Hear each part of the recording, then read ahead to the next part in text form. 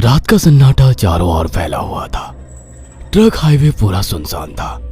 चारों ओर ठंड से हाड़ कपा देने वाली ठंड चल रही थी। हाईवे के चारों ओर घना जंगल था। उसी हाईवे पर एक मर्सिडीज दौड़ रही थी। उसमें 3 लोग सवार थे, राहुल, निधि और उनकी 10 साल की बेटी तानिया। राहुल अपने दोस्त सैफ के घर ईद की पार्टी में शामिल होने के लिए गया था और पार्टी करके घर लौट रहा था। निधि ने मुस्कुराकर ड्राइव करते हुए राहुल से कहा, कुछ भी कहो राहुल, आज तो ईद की पार्टी में मजा आ गया। हाँ, मेरा दोस्त बहुत ही बिंदास और हंसी मजाक करने वाला व्यक्ति है। मैंने देखा उसके घर पर शहर की एक से एक बड़ी हस्ती थी, मगर फिर भी वो उन सबको इग्नोर करके हमें इम्पोर्टेंस दे रहा था। हाँ, देगा क्यों नहीं, आखिर मेरा दोस्त जो है। सच में राहुल, अमेरिका से इंडिया लौटकर बहुत अच्छा फील हो रहा है। वैसे तुम्हारा दोस्त सचिन अभी तक नहीं आया अमेरिका से? निधि की बात सुनकर राहुल चौंक कर बोला, ओह शिट यार, उसका फोन आया था कि वो इंडिया आ रहा है। उसने बोला था कि मुझे एयरपोर्ट पर पिक कर ले। निधि बहुत नाराज होगा वो। कोई बात नहीं, उससे बोल देना कि तुम्हें बिल्कुल याद नहीं रहा और फिर तुम्हें सैफ की इनवाइट की हुई ईद पार्टी में भी तो शामिल होना था। निधि ने इतना बोला ही था कि उसकी बेटी तानिया ने अपनी माँ की ओर देखकर कहा, मुझे भूख लगी है माँ, और प्यास भी।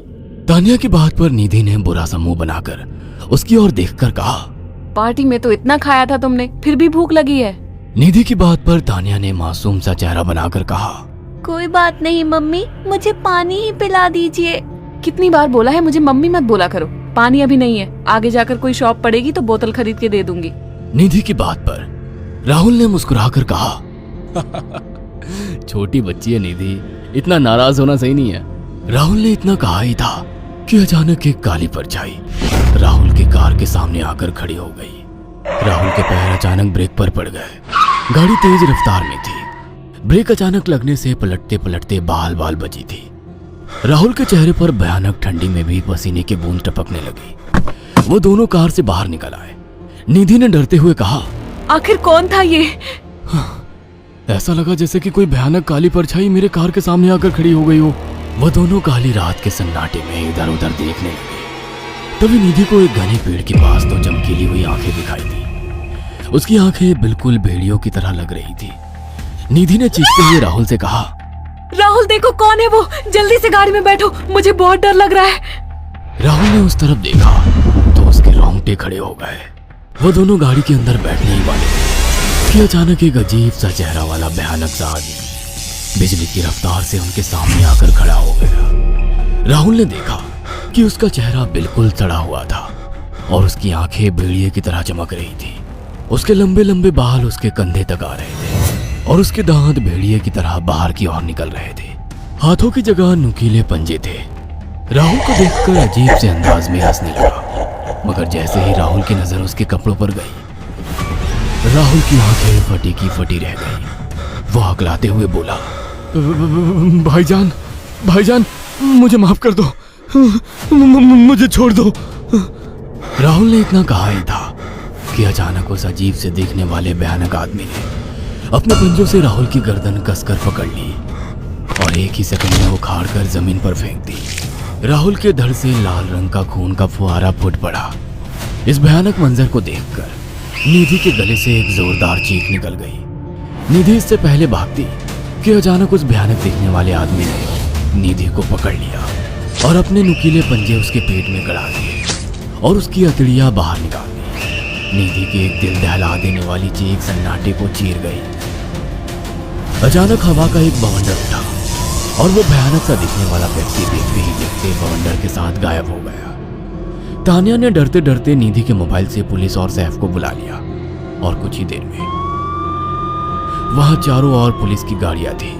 पुलिस ने राहुल के दोनों दोस्त सैफ और सचिन को वहीं बुला लिया। इंस्पेक्टर अर्जुन ने दोनों से कहा, मैंने ऐसी हत्याएं अपने करियर में कभी पहले नहीं देखी। ये काम तो ना किसी जानवर का लगता है, ना ही किसी इंसान का। सचिन कपकपाती हुई आवाज में बोला, आप कहना क्या चाहते हैं? कुछ कह नहीं सकता। जिस किसी ने भी इन दोनों को मारा है, उससे एक बात तो साबित होती है कि वो इन दोनों से हद से ज्यादा नफरत करता था। अब सारी सच्चाई तो यह बच्ची ही बता सकती है। इतना बोलकर इंस्पेक्टर अर्जुन तानिया के पास चला गया, जो बेहद डरी हुई थी। तानिया ने आंखों देखी सारी घटना इंस्पेक्टर अर्जुन को बता दी। तानिया की बात सुनकर इंस्पेक्टर अर्जुन कंफ्यूज चेहरा लेकर मोबाइल पर किसी से बात करने लगे। सचिन इंस्पेक्टर के पास आ गया और सैफ भी डरता हुआ इंस्पेक्टर अर्जुन के पास आकर बोला, क्या हुआ इंस्पेक्टर? तानिया ने क्या बताया? उसने जो बताया वो काबिल यकीन नहीं है। उसकी बात पर किसी भी तरह से यकीन नहीं किया जा सकता। फिर भी कुछ तो बताया इंस्पेक्टर। हाँ, उस बच्चे के मुताबिक एक भूत ने निधि और राहुल को बड़ी बेदर्दी से मारा है। इंस्पेक्टर की बात सुनकर दोनों बुरी तरह से चौंक गए। क्या मतलब है इस बात का? बच्ची बेहद डरी हुई है। हम आगे की तफ्तीश जारी रखेंगे। निधि और राहुल तो चले गए, अब तानिया को मैं रख लूंगा। नहीं, राहुल मेरा अच्छा दोस्त था। तानिया अब मेरे साथ रहेगी। देखिए, बच्ची के माँ बाप अब इस दुनिया में नहीं है और आप दोनों भी शादीशुदा है। मुझे नहीं लगता कि आप दोनों बच्ची की सही से देखभाल कर सकते हैं। मेरी कोई औलाद नहीं है। मैंने अपनी पत्नी को फोन कर दिया है, वो भी IPS ऑफिसर है। ये बच्ची आज से मेरे साथ रहेगी। उसका मासूम चेहरा मेरे दिल में उतर गया है। अब तुम दोनों जा सकते हो। पूछताछ के लिए मैं जब भी तुम्हें बुलाऊं तुम दोनों आ जाना। इंस्पेक्टर ने ये बात बोली ही थी कि अचानक वहां पर मौसम बदल गया। चारों ओर काली घटाएं छा गई और एक भयानक बवंडर उठा और देखते ही देखते सब पुलिस वालों के सामने वो भयानक चेहरे वाला आकार सबके सामने खड़ा हो गया। उसको देखकर सबके रोंगटे खड़े हो गए। देखते ही देखते उसने अपने भयानक पंजे सैफ की आंखों में डालकर उसकी आंखें निकाल ली। सैफ ने चीखते हुए वहीं दम तोड़ दिया। उस भयानक आदमी को देखकर सचिन उसके पैरों पर गिर गया। तुम तो भाईजान से कपड़े पहने हो।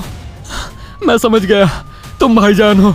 मुझे माफ कर दो भाईजान, मुझे यहाँ से जाने दो। मैंने कुछ नहीं किया था। वो भयानक चेहरे वाला गुर्राते हुए बोला, बता इन सबको कि ये सब इतनी भयानक मौत क्यों मरे। सचिन दौड़ता हुआ इंस्पेक्टर अर्जुन के पास गया और बोला, मैं जानता हूँ इसने इन तीनों को क्यों मारा। इसका नाम भाईजान था। जब ये जिंदा था ये किसी का भाई किसी की जान था। बहुत साल पहले ये हम सबका बहुत अच्छा गहरा दोस्त और बिजनेस पार्टनर था। ये सबकी बहुत मदद किया करता था। इसकी प्यारी सी बेटी थी तानिया, जो इस वक्त कार के अंदर बैठी हुई है। ये इसी की बेटी है। भाईजान अपने सारे पैसों से एक बहुत बड़ा हॉस्पिटल खोलना चाहता था जिससे गरीबों का मुफ्त इलाज किया जा सके, मगर हम तीनों इसके लिए तैयार नहीं थे। हमारी नीयत उसकी दौलत पर खराब थी और एक दिन हम सब धोखे से ईद के दिन भाईजान को यहाँ ले आए और इसे मारकर फेंक दिया। तो फिर तुम सबने इसकी बेटी को क्यों जिंदा छोड़ दिया?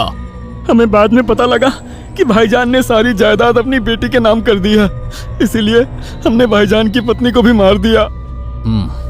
और तानिया का तुम 18 साल की उम्र पूरी करने का इंतजार कर रहे थे ताकि सारी जायदाद अपने नाम करा सको और बाद में उसे भी ठिकाने लगा सको।